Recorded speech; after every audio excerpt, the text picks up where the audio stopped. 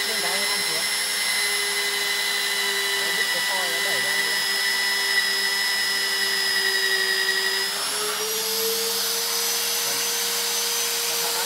Quen gần đến đến nơi nhưng mà Không nhảy à? xong là nhấc lên cái xong bắt đầu mới cho nó ăn lại.